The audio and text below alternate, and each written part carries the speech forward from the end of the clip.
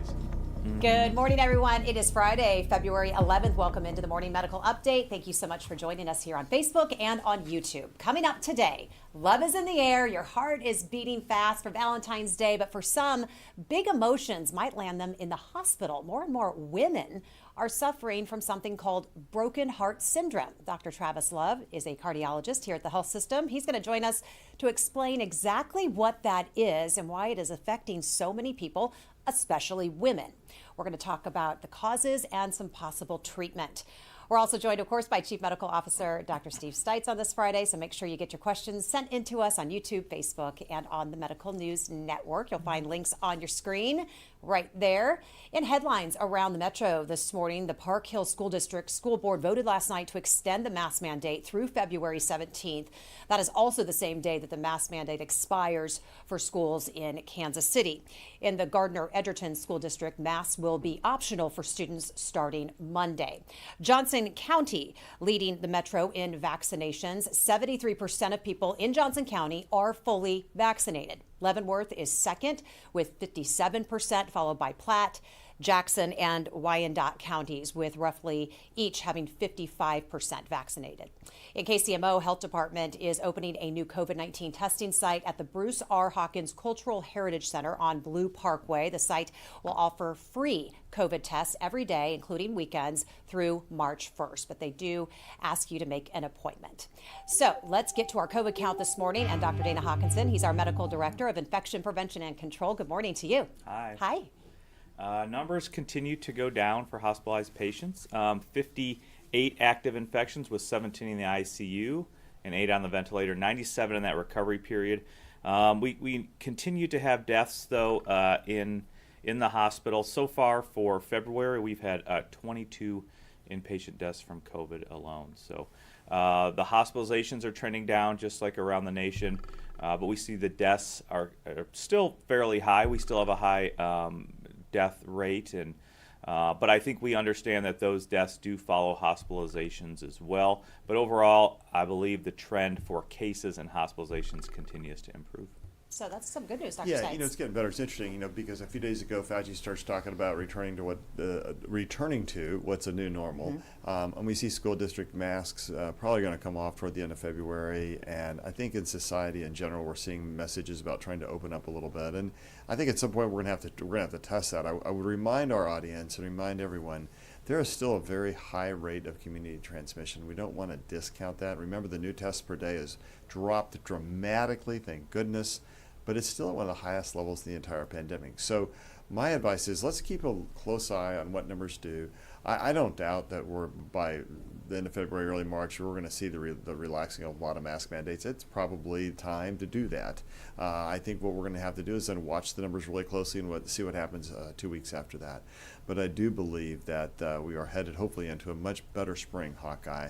But we're going to test it as we take all the masks off, especially in schools. Yeah, I think so. And I think the key thing here is that really please get fully vaccinated update. I mean, that should allow you to be out doing things a lot more than we have been the past few months, more back to like when the cases were much lower, but now you have that added protection of the vaccine and the booster, really to protect you and your family from that risk of hospitalization, severe disease and death. So I agree. I think it is all going in the right direction, but we still have to be thoughtful and vigilant in what we do. And if you are part of some of those populations that are maybe more at risk, then just take a little bit more thought into what you're doing and judge those risks and benefits of anything you may be doing. I think a couple of interesting articles were published yesterday in the New England Journal. One was looking at a study, Hawk, of patients who have had, VA patients who were vaccinated initially with the J&J vaccine, and whether or not they should be vaccinated secondarily with another J&J, what was called the homologous or heterologous approach, where they got a messenger RNA vaccine. It looked like the people who got J&J followed by the mRNA vaccine were doing much better for disease prevention, especially for serious illness and death, than those who got a homologous, that is J&J, again for the booster. So it looks like to me, when I read this, the mounting evidence suggests that if you've had J&J, the booster or shot you should get should probably be an mRNA vaccine. Yeah, exactly. And I think, the CDC has recommended more that as not a recommendation, but a preference, so a preferred mRNA after the J&J vaccine. This data would help support that as well, and I think it's good. I think what we have shown is that these mRNA vaccines really have done well, provide us safety, provide us efficacy, really done all the things we've hoped they do in that short amount of time since they've been released. So I think it's good news and good data. We know that some of the companies are working on that Omicron variant vaccine. We'll see if that really does come to market, because we know that these current vaccines continue to provide good immunity. We know that you can and have had Omicron-specific antibodies after that boost. We've had good data to support that as well. And most importantly, of course, those T-cell responses are still conserved. So, we'll see what happens with an Omicron-specific variant vaccine. Probably by the time it comes to market, there's going to be one or two more variants out that we're going to be concerned I think it about. will, and I think that the Omicron variant-specific vaccine will be interesting about disease prevention, because you're right. I think the mRNA vaccines do a great job at preventing hospitalization and death. The other quick thing just to point out, in Qatar, one of the Middle Eastern countries, I think, aren't they hosting the World Cup in soccer soon? They found excellent public health, some of the best in the world, and they track some of the disease around COVID-19 very carefully. Average age of 38, so a lot younger than what we're seeing in the VA or is in the United States. But they demonstrated that prior infection seemed to decrease the risk of repeat issues unless it was Omicron, and then it was only about 56% protective. So vaccines doing a really good job, even boosted against Omicron. Prior immunity from other variants, not as strong, even in a young population with Omicron. Yeah. I mean, it was a good study, and I think we have to take caveats with it. It is a select population. There are differences there compared to the United States population as far as age, as you had pointed out. Other things as comorbidities, but I think it is important to know and talk about past infection, and maybe as we get through more times when people are infected more than once. And if you survive, the problem with infection, Stephen, we've talked about this, is that anytime you get infected, you roll the dice with those complications. And so the best way to help prevent those things continues to be through vaccination. But then there is also other published data, more basic science research showing that those 3 exposures to spike, whether it's through 3 vaccine doses or whether it's through 1 infection and 2 vaccine doses, or vice versa, 2 vaccine doses and 1 infection, really continue to provide the greatest breadth of antibody responses and immunity towards spike. So vaccine continues to be the safest thing, but certainly we know that you can get immunity, especially immunity to other things other than spike that are on the coronavirus with natural infection. But the problem is that the complication rates can be significant, and so the best way to protect yourself against those continues to be vaccination. Yeah, we still have, how many was the day? 150 some odd patients here with the Omicron variant. Jess, it's still hard. I know that, and I want to just check and see if we have any reporters on the line. But in the meantime, I do have a question from Jonathan at Fox 4. And yesterday, an entire state, I lived in Nevada before I came here, and the entire state opened up the mask ban. No more masks. And so on my feed, people were so excited. Only a few people were like, I don't think this is a good idea. But for the most part, everyone was thrilled. So the question is, if you could, and you touched on it already this morning, but just elaborate on what you think about the drop of the mask mandates, and just as they start to just fall off, as the masks fall off, the mandates fall off, what do you think? It's a complicated question, right? We have to learn to live with COVID, and it is our new endemic disease. I think what we're going to experience is what it shows us the last few years. The worst outbreaks have been in the late fall, early winter, midwinter time, and I suspect that's not a mistake. That's probably what we're going to keep seeing as the variants arise, and hopefully the variants will become less severe, but there is no guarantee for that at all. They could become more severe. At some point, you have to return to some sense of normalcy, and I don't know the numbers in Nevada off the top of my head. For Kansas and Missouri, I'd say it'd be a little premature because we're still a little high, but you're going to have to start to approach some form of normalcy. What I would say, though, is that if you are immunocompromised, if you have underlying severe chronic disease, if you're over the age of 65, man, I would still leave that mask on, and I would watch and see how society does first. And because I think that's the question we don't know in the United States. There's some early data, and Hawk can comment this probably better than I can, but coming out of Britain, Europe, and South Africa, that numbers drop, But when you have a large number of unvaccinated people, there is a constant drum. There's a constant number of COVID that is higher than it was after other variants because Omicron still spreads so easily. So I think we have to look out for that. I think, again, we're building the airplane while we fly it. We've heard Fauci say the same thing. It's going to be time to start going back out into society. So I think we all have to brace for doing that, trying to make sure that we think about ourselves not as a big society, but in that big society, how is my health and how is the health around the people around me? How do I make sure I protect everyone and then make those choices? I can tell you at my age and in my family, I have I almost called my mother-in-law 99. She's 89 years old.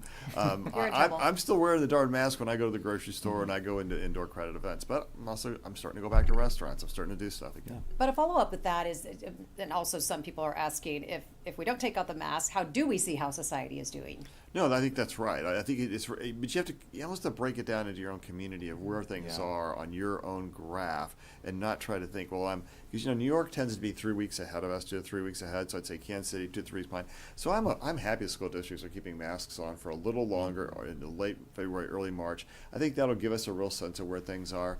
We're going to need to take them off. We're going to let the kids go, and we're going to have to do it in society too. And we take a risk when we do that. I think if we leave our masks on Hawkeye, we take risks with that as well, if only from the emotional and mental toilet it affects.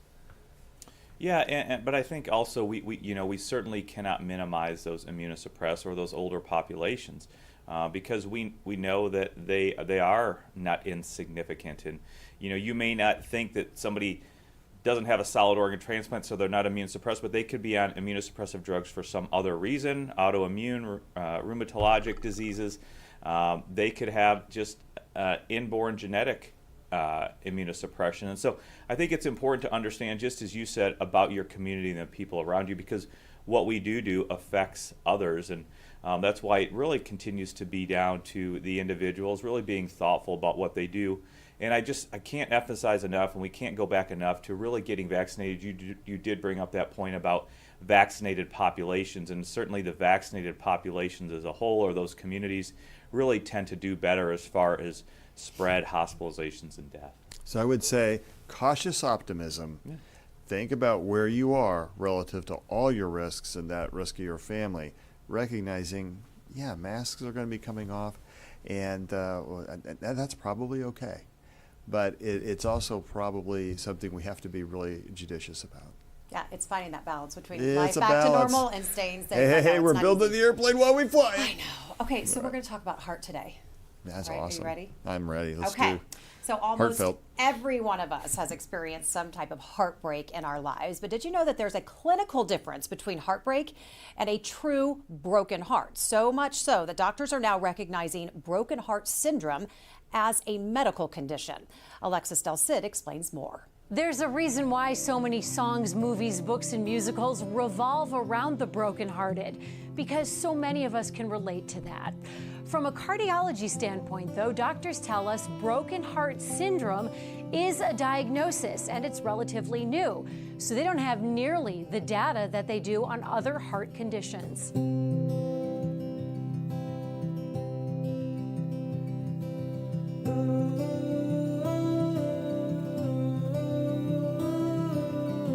Do you remember the first broken heart you ever had? Of course I do. The first one and the last one. How old were you? 17. What was his name?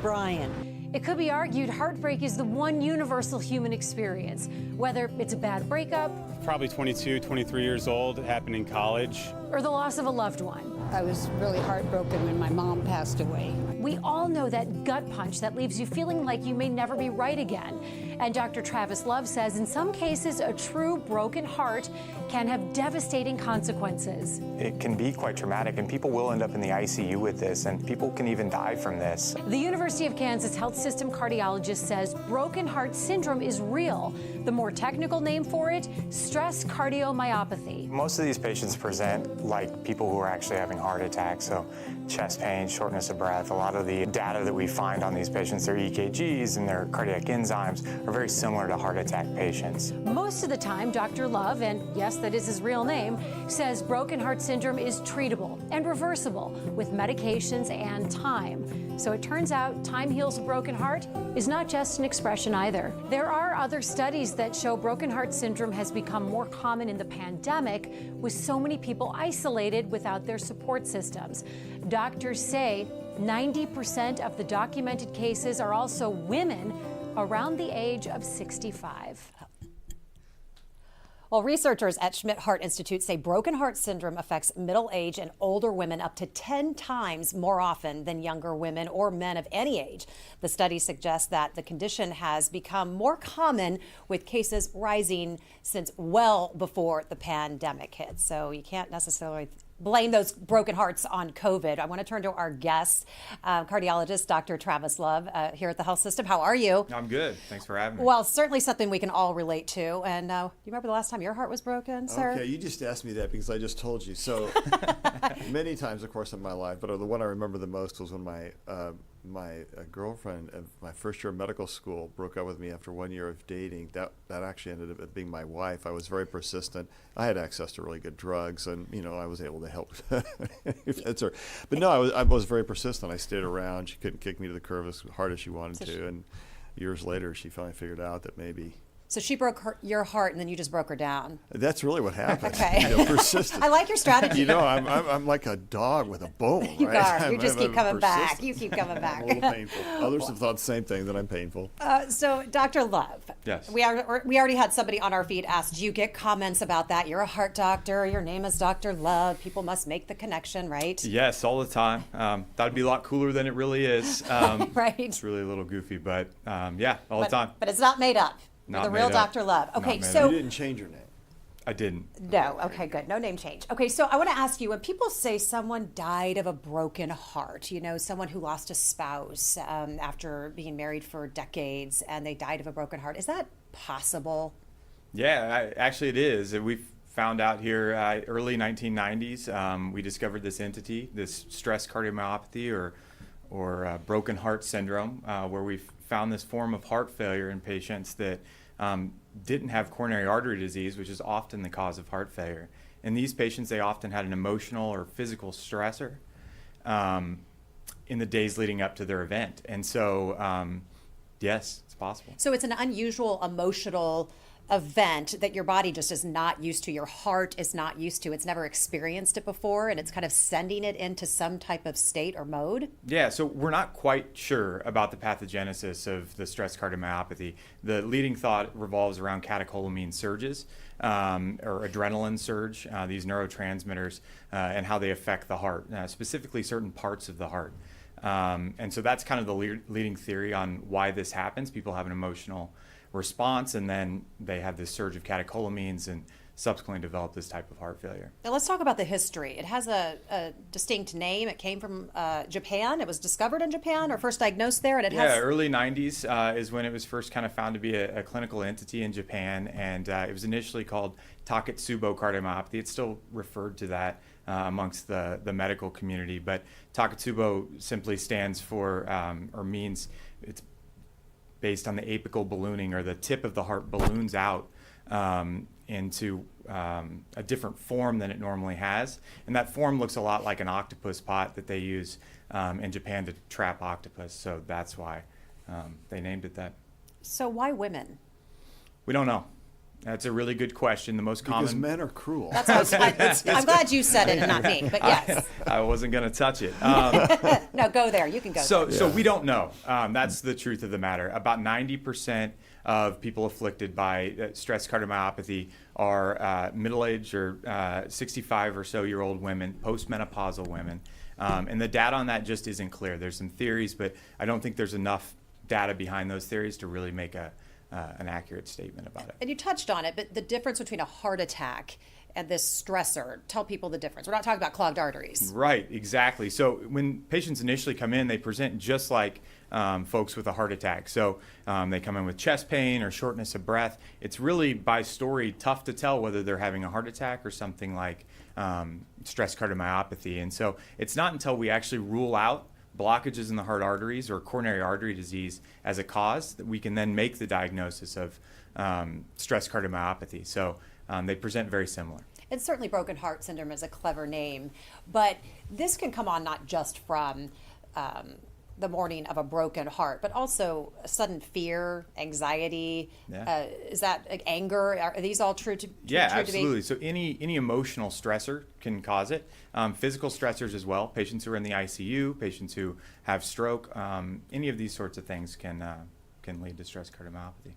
You can jump on in here I do have time. a couple of questions. So how does someone distinguish this from a heart attack, Travis? Yeah, so like I said, this is really a diagnosis of exclusion, meaning we have to get rid of the diagnosis of coronary artery disease before we can say stress cardiomyopathy. So the best way to do that is a coronary angiogram, an actual invasive procedure where we go in and look at the coronary arteries directly, make sure that there's no blockages in the heart arteries that could be causing the abnormalities we're seeing on the echocardiogram. And if that's the case, then the diagnosis can be made. And it seems like one of the challenges will be that it's still shortness of breath is a big part of the problem, and I assume that's probably the dominant symptom in stress cardiomyopathy. Yeah, often. Chest pain also, a deep substernal chest discomfort, just like patients who have heart attack, can be very similar. You know, it's got to be tough when these people come in and you say to them, well, you're not having a heart attack, but you have a broken heart. How do people handle that? It's tough. I think it's hard to explain to people that this can just come from an emotional stressor, or whatever that psychological stressor, or even financial stressors. All of these things can contribute, and just explaining to the patients this is the cause. It can take some time to work your mind around that. And do you find that the people generally get better on their own, or do they need long-term therapy? What's the recovery like? Yeah, so this is thought of as a transient entity, and so patients should recover in anywhere from a couple of days to a couple of weeks, usually by 3 months. Just about everybody has recovered their heart function. There is not a treatment that we know of specifically. We treat it like a typical heart failure with medications we use in any heart failure, but there's not great data saying that actually helps. So when my daughter almost broke my heart because she got married, actually, he's a great guy, so I'm all good about that. And that's a transient thing. I'll get better. Let's hope. Let's hope. That's what I'm planning is, okay? Dr. Love, we cannot avoid our feelings and our emotions, but can we avoid broken heart syndrome any possible way? Or are some people more prone to it than others? Yeah, so certainly, again, postmenopausal women around the age of 65 are definitely more prone to it. We don't know why, and we don't know how best to avoid that. I think if we know it's an emotional or physiological stressor, then avoiding those things and working on becoming more stress-free. That becomes a lot more difficult, certainly in the last year or two. But can COVID cause broken hearts?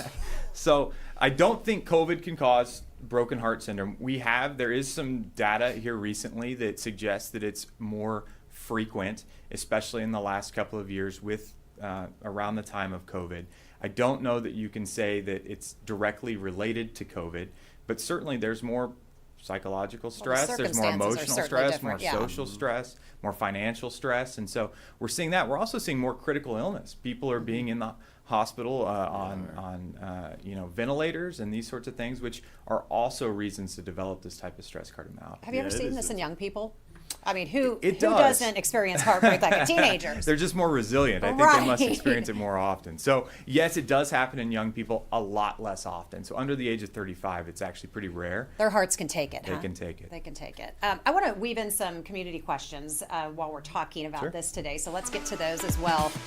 And one of our questions was, is somebody with an anxiety disorder more prone to this? And how do you know the difference between an anxiety attack and broken heart syndrome? Yeah, that's a good question. So we think that patients that do have anxiety and depression are a little bit more prone to developing stress cardiomyopathy, which makes some sense, I think, logically. So yeah, I think they're more prone to that. Is there a sense that all the catecholamines from stress will continue to build up or cause damage to the heart tissue? What do you think is the underlying cause?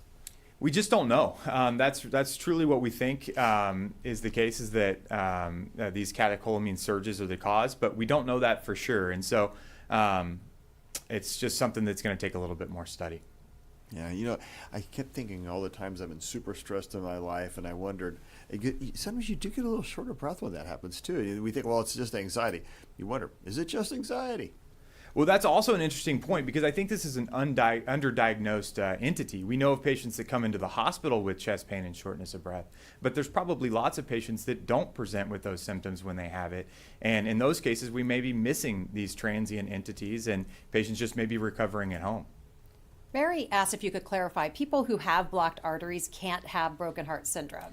Not exactly true, a little more nuanced than that. So the diagnosis can be made if you have blockages in your heart arteries, but they don't correspond to the area that we see the abnormal motion in the heart. So you can have arteries that have blockages, but as long as this area that is not working as well in the heart is separate from the area that's getting blood flow from that artery, you can still make the diagnosis of stress cardiomyopathy. Joellen wants to know what your cardiac specialty is.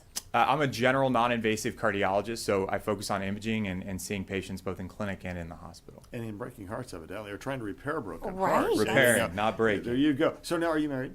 I am, yeah. And what's your broken heart story? I don't know that I have a great broken heart story. It's been broken many times. My grandma recently passed away, and so I think that's been a little tough. So. Yeah. So, I mean, again, elaborate a little bit on that. When somebody has a loss of different types of losses, I mean, not just a romantic loss, but different types of heartache and loss and pain and loss of a job, loss of financial security, and just different things that can cause major stress and sadness. Yeah. And is it linked to depression?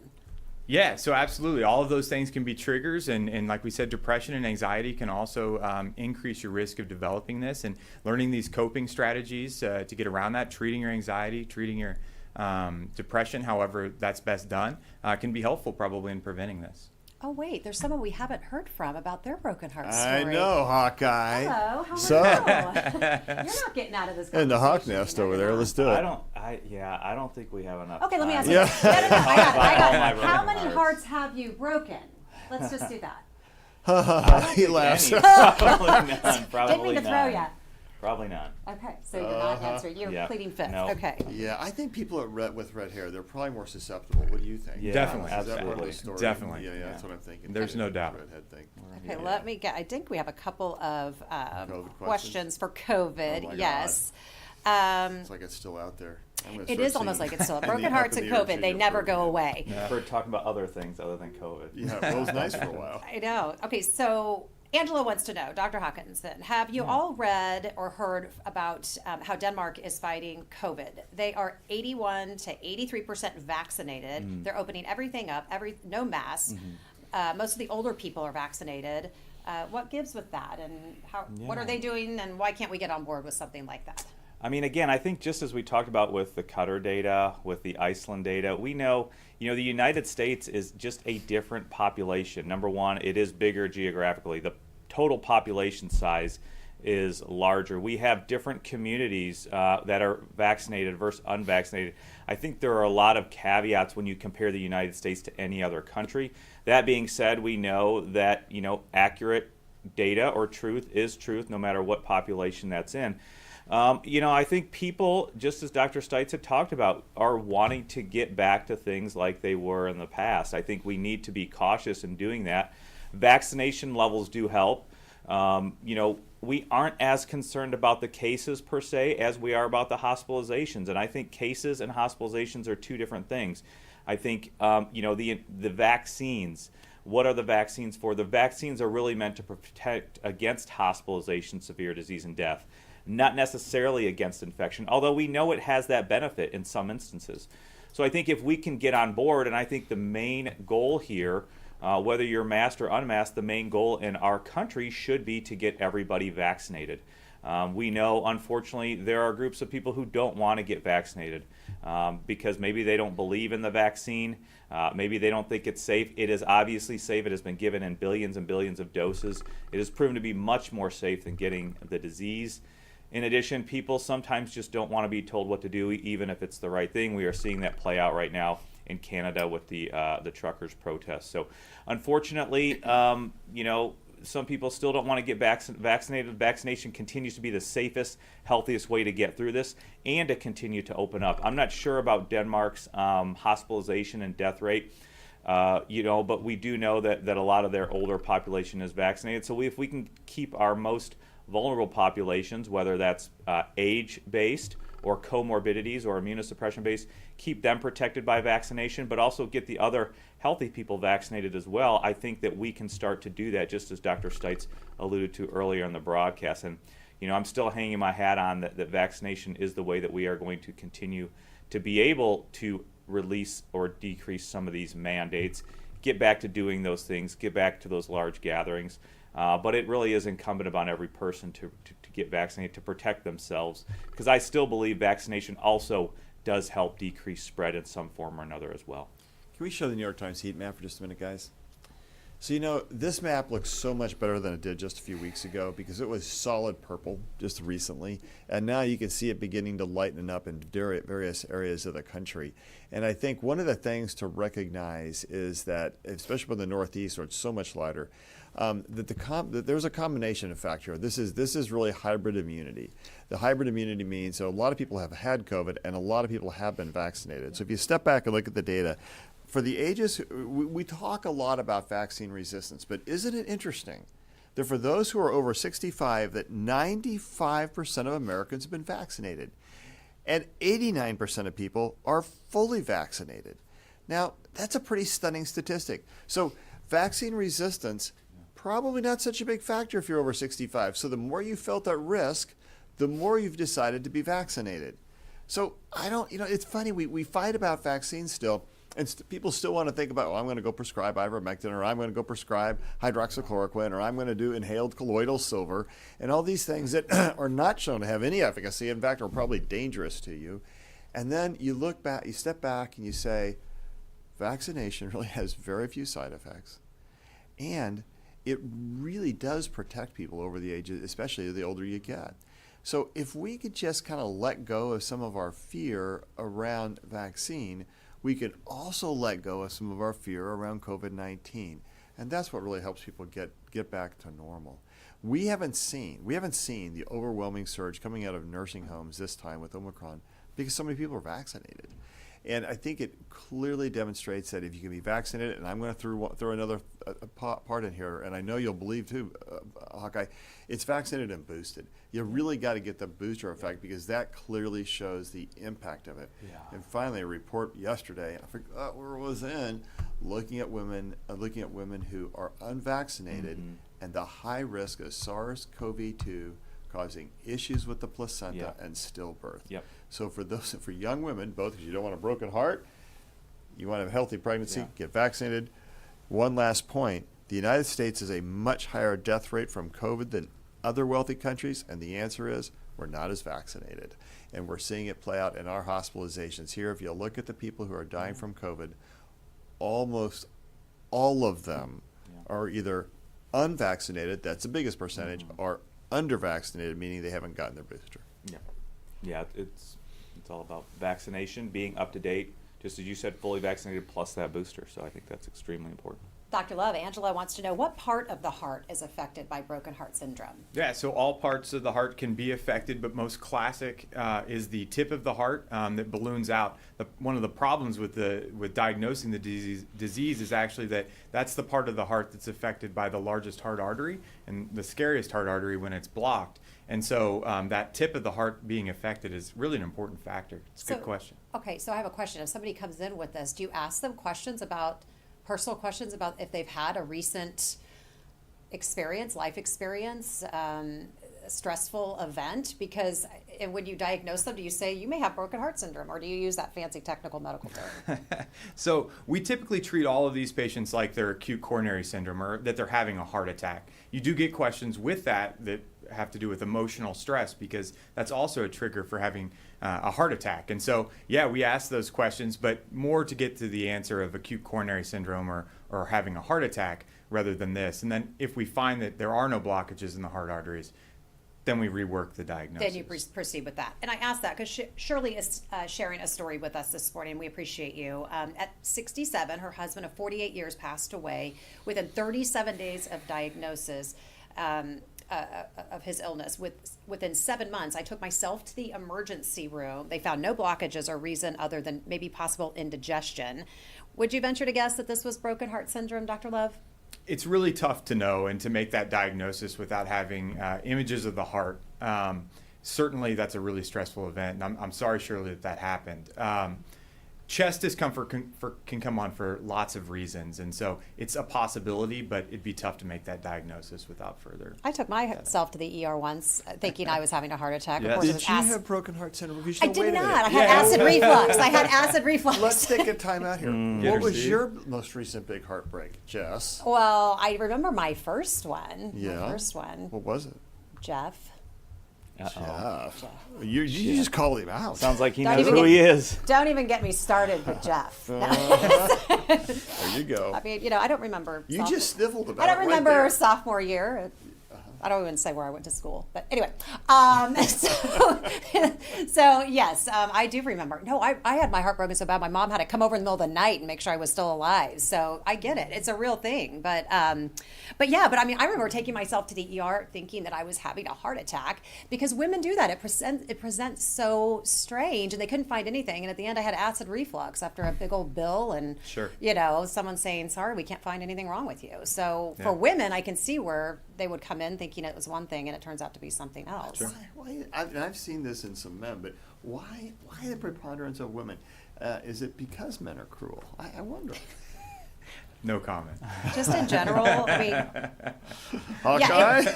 I think. No, I think men Okay. tend to be dumb. I don't necessarily mean cruel, but dumb. certainly They dumb. Maybe They could be- emotionally blunt too. Right. could be all three. They could be all Obtuse. three. All of that. Dumb, cruel, All of the above. dumb, Okay. cruel, and blunt. We're good. We're getting hammered. This is good. I know. Sorry, you Right, brought Jess. it on.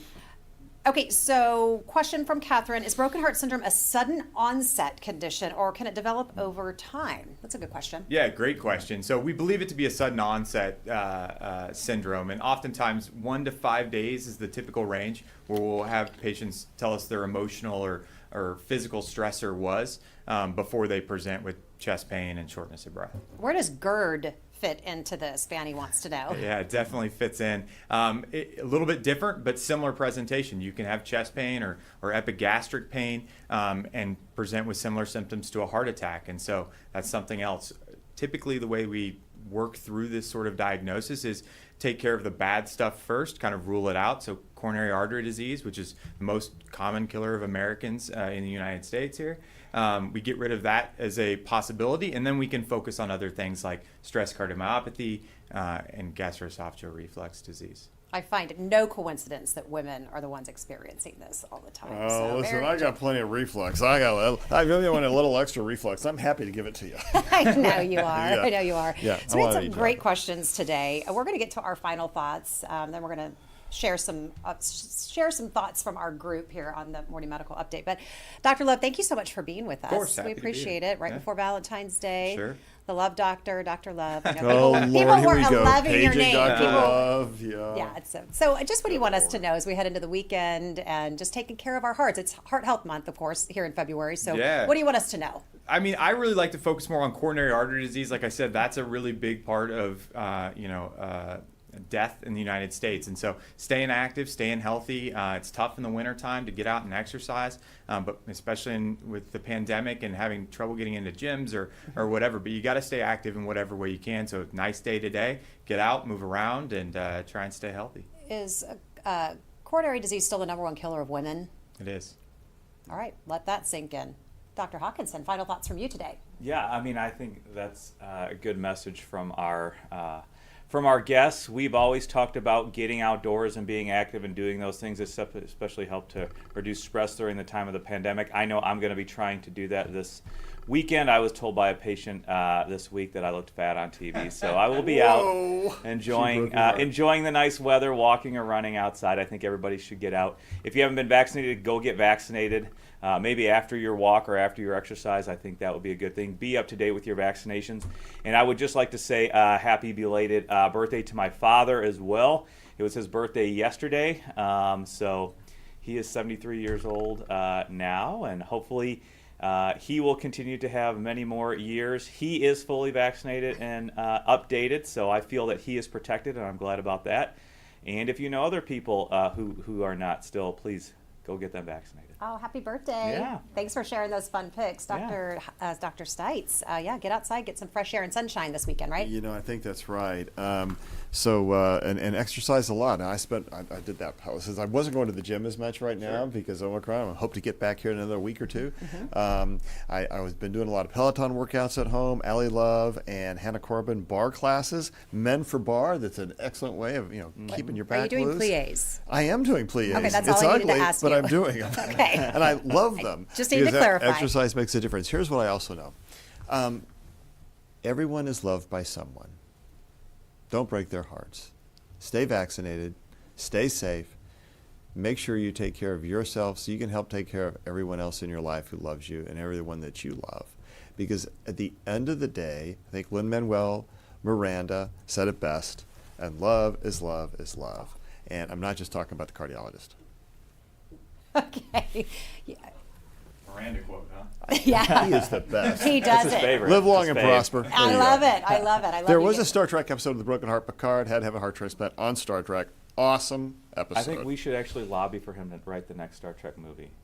Picard? No, Miranda. Miranda. I would Oh. love That that. would be a That would be cool. the we collision digress. of your two worlds. I would be. It It would. would be Broadway and Star Trek. It's awesome. Okay, thank you all for being with us today. We appreciate it. It was a Good Friday show. So you can catch our show anytime on Facebook and on YouTube.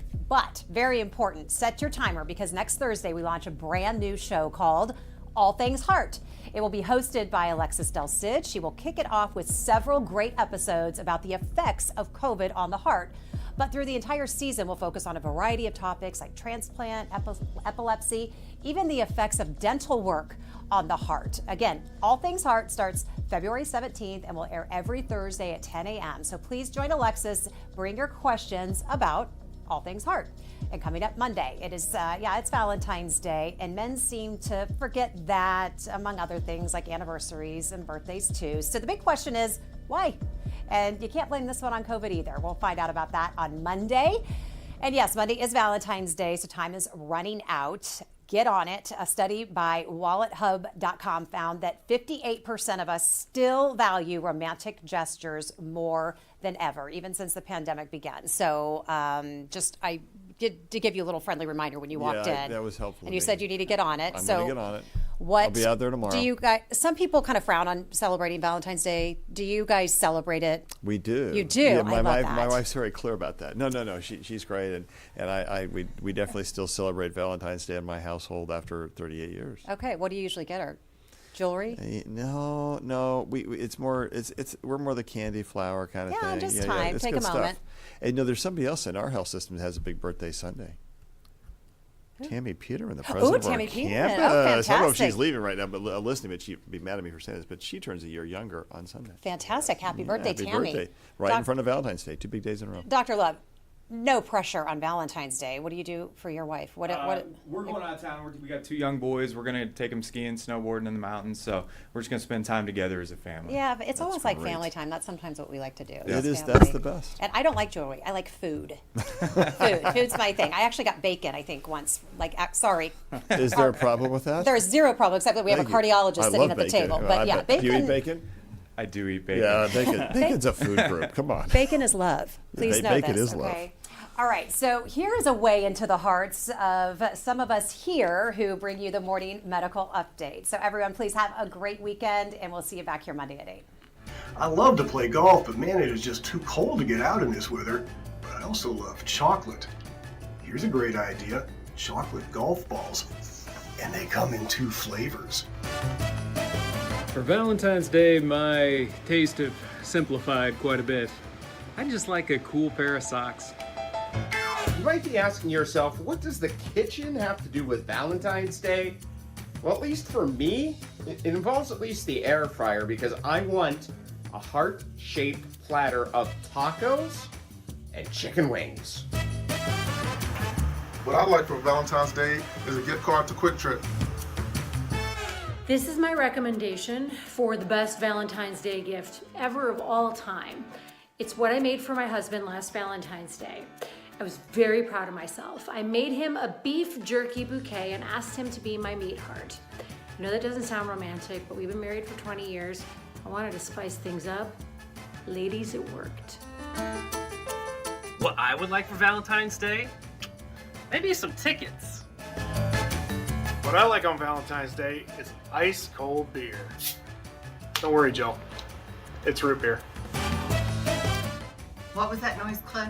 No, I'm not worried. What I want for Valentine's Day, a big mushy card from my husband and a nice hug and kiss from my daughter. Subscribe to our morning medical update and open mics with Dr. Stites podcasts. Now everywhere podcasts are available.